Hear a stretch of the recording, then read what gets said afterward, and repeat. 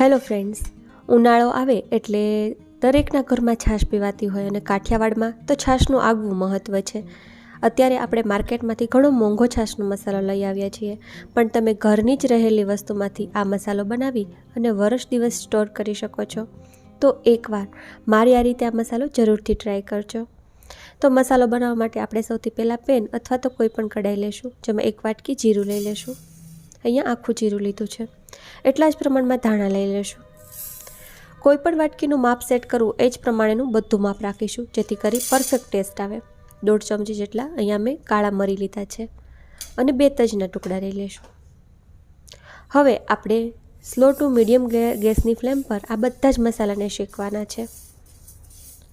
મસાલાને આપણે ત્યાં સુધી શેકીશું જ્યાં સુધી મસાલાનો થોડો હલકો કલર ચેન્જ ના થાય અને તેની શેકાવાની સરસ સુગંધ ના આવવા લાગે. તો અહીંયા આપણે થોડો ફાસ્ટ અને પછી થોડો ધીમો એ રીતનો ગેસ રાખી અને એને મીડિયમ ગેસ પર શેકીશું. તમે જુઓ, લગભગ 3-4 મિનિટમાં આપણા મસાલાનો કલર ચેન્જ થઈ ગયો છે અને સુગંધ પણ સરસ આવવા લાગી છે. તો બસ આ સમયે આપણે 1 ચમચી અજમા એડ કરી દઈશું. અજમા બહુ વધારે આપણે નથી લેવાના. અને હવે ગેસને બંધ કરી દઈશું, કેમ કે પેન અને મસાલો ગરમ છે તો એમાં જ અજમા શેકાઈ જશે. તો આપણે આને લગભગ 1-8 મિનિટ આ રીતે મિક્સ કરી લઈએ. અહીંયા મસાલો શેકાઈને રેડી છે, તો આને આપણે એક પ્લેટમાં કાઢી લઈશું, જેથી કરી તે ઠંડો થઈ જાય. હવે આ મસાલાને આપણે થોડી વાર ઠંડો થવા માટે છોડી દઈશું. લગભગ 4-5 મિનિટમાં જ મસાલો ઠંડો પડી ગયો છે. તો એક મિક્સર જારમાં બધો જ મસાલો આપણે લઈ લેશું. તો અહીંયા બધા જ મસાલાને આપણે મિક્સર જારમાં લઈ લીધું છે અને હવે આપણે જે વાટકીથી જીરું અને ધાણાનું માપ લીધું હતું, સેમ એ જ વાટકીથી 1 વાટકી સંચળ પાવડર લેશું. એટલે કે કોઈ પણ વાટકીનું માપ સેટ કરી એ પ્રમાણેનું માપ બધું લેશો એટલે એકદમ પરફેક્ટ ટેસ્ટ રહેશે. 1.5 ચમચી જેટલો આમચૂર પાવડર લઈશું અને સાથે 1 ચમચી ફુદીનાના સૂકવેલા પાન લેશું.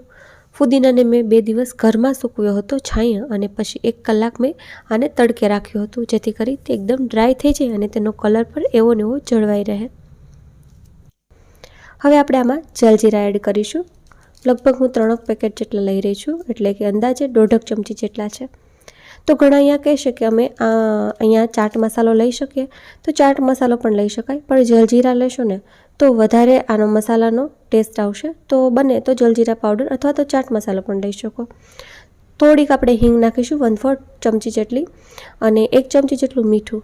સંચળનો ટેસ્ટ અલગ હોય છે અને મીઠાનો ટેસ્ટ અલગ હોય છે, તો આપણે મેન તો સંચળનો ટેસ્ટ આપ્યો છે, પણ 1 ચમચી મીઠું નાખશું તો વધારે સરસ લાગશે. હવે મિક્સરને બંધ કરી આ બધી જ વસ્તુને એકદમ સરસ પીસી લઈશું. મસાલો આપણો પીસાઈને એકદમ તૈયાર છે. હવે કોઈ પણ ચાળણીની મદદથી આપણે બધા જ મસાલાને ચાળી લેશું, કેમ કે એમાં કોઈ પણ આખો ભાગ હોય તો તે બધો જ છે તે દૂર થઈ જાય. તો આ રીતે આપણે બધા જ મસાલાને ચાળી લેશું. મસાલાની ઉપર જે કંઈ બી આખો ભાગ દેખાય તેને તમારે ફરીથી દળી અને ફરીથી ચાળી અને મસાલામાં લઈ લેવાનો છે, એટલે ચાળવો ખૂબ જરૂરી છે. તો અહીંયા મેં બધો જ મસાલો ચાળીને તૈયાર કરી લીધો છે. આ મસાલો એટલો સરસ છે કે માર્કેટના મસાલાને પણ ભૂલી જશો. એટલો સરસ, તમે ક્યાંક રેસ્ટોરન્ટમાં કે મસાલા છાશ ક્યાંક બહાર પીતા હોય ને તેની યાદ દેવરાવી દે, તેટલો ટેસ્ટી આ મસાલો છે. જરૂર પ્રમાણે મસાલો લઈ અને તમે છાશને બનાવી શકો છો.